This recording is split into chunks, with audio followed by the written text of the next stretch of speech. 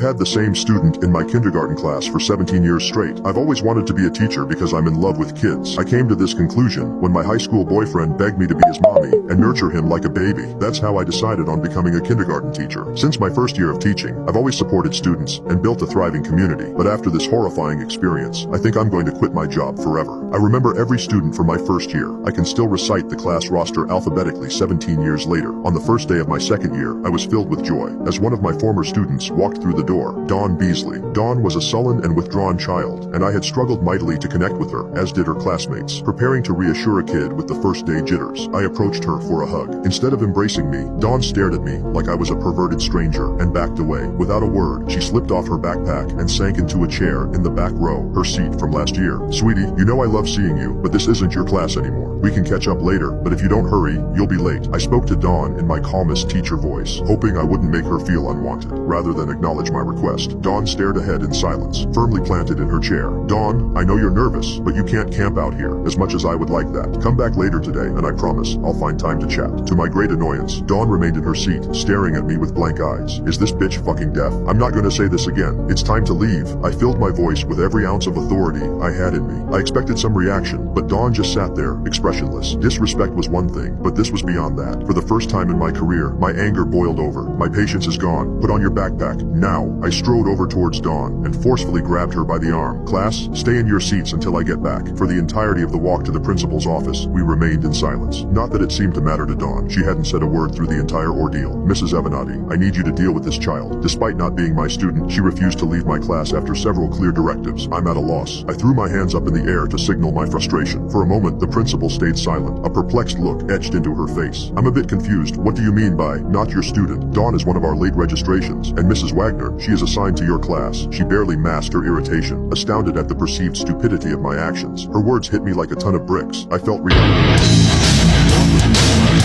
year. Of this I was sure, but Mrs. Avenatti was not one to joke, and her face betrayed no feeling other than displeasure. I, must have missed her name on the class roster. I'm so sorry for this intrusion. I guess I have the first day jitters. My nervous laughter did nothing to lighten the tension. Head held low, I walked back to my classroom with Dawn. All of the questions racing through my mind I forced out of my consciousness. I had students to teach, and they were my priority. Class, I apologize for my behavior earlier. Even teachers make mistakes sometimes. I'd like to welcome back Dawn. She'll be joining us for the year after all. I made no attempt to explain myself further, and even if I had wanted to, what explanation could I give? Nothing made sense, and for the first time in my life, I felt utterly lost. The day went by at a snail's pace. Every other minute I glanced at the clock, barely able to concentrate. I did my best to avoid Dawn. Being in her presence caused a visceral reaction that manifested physically. Something deep inside of me was begging me to run. A primal fear passed down in our gains by half-starved ancestors fleeing from giant beasts of old. As soon as the last bell rang, I quickly ushered my students out the door. Dawn was the last one to leave, slowly trailing behind the others. Before she left, she turned around, lips pursed into a victorious smirk, and gave me a wink. My head felt bloated on the drive home, filled to the brim with impossibilities. The gears in my head came to a grinding halt, unable to process the events of the day. I felt so confident in my position. Dawn had been my student. Every fiber of my being knew it to be true, screeching at me in agreement. Still, doubts had arisen I couldn't shake. Was I going insane? Hands trembling, I pushed open the door to my apartment, my cat meowing happily as I entered. Without hesitation, I rushed towards my filing cabinet and pulled out a file labeled School Year 2001 to 2002. Filled with anxiety, fearful of what I might find, I dumped the contents of the file onto the floor. Tests, report cards, field trip forms, and all other manner of school-related documents scattered around me. Like a man possessed, I combed through every single paper hoping I'd find evidence of Dawn. My first thought was the class photo, but I quickly remembered she was out with the flu that week. A planned act. Digging endlessly through graded papers and quizzes, I couldn't find a single one with Dawn's name attached to it. There didn't seem to be a shred of proof that Dawn had ever been in my class. After almost 2 hours of searching, I was ready to throw in the towel and accept whatever came next. That was until, out of the corner of my eye, I spotted a small scrap of notebook paper,